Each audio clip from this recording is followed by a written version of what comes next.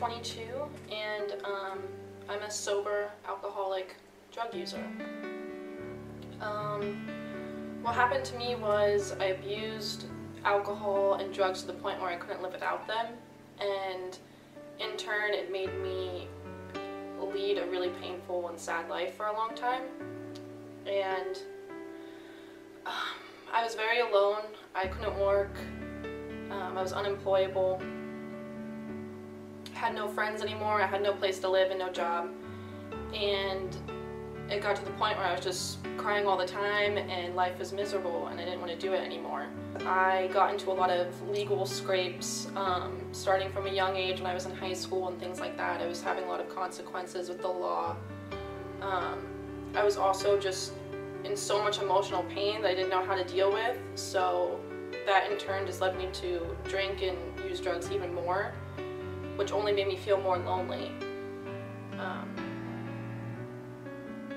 So basically I had lost all my friends and my loved ones didn't really know what to do with me and believe me, and I've never been so on my own before. It was really miserable, it was sad, and I was suicidal and depressed. It was probably the lowest point of my life. So I went to long-term treatment for a while and learned a lot of things about myself and why I act the way that I do. And once I got out, I just took the knowledge that they gave me and applied it to my life. And I met a lot of people who struggled with the same things that I did, and I paired up with them and I followed people's example who had been sober longer than I had and just did whatever they told me to do. As a woman, being newly sober, the most difficult thing for me was that I had never spent a lot of time relying on women or building building friendships with women. And so that was kind of a struggle for me, was to figure out how to integrate other sober women who are doing the right thing into my daily life, and how to be a good friend to them in return. That was a whole learning process for me.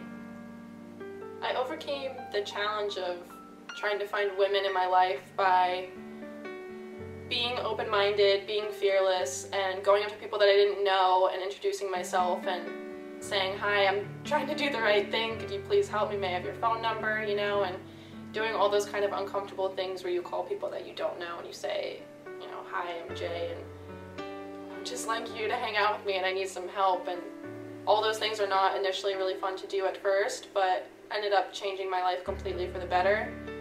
Just sticking your hand out and introducing yourself and, you know, being willing to listen to what other women have to say is going to make all the difference for you. My life now is so easy compared to what it was like when I was drinking and drugging. Things just go so much more smoothly. I'm responsible. I feel like I'm dependable, someone that you can rely on.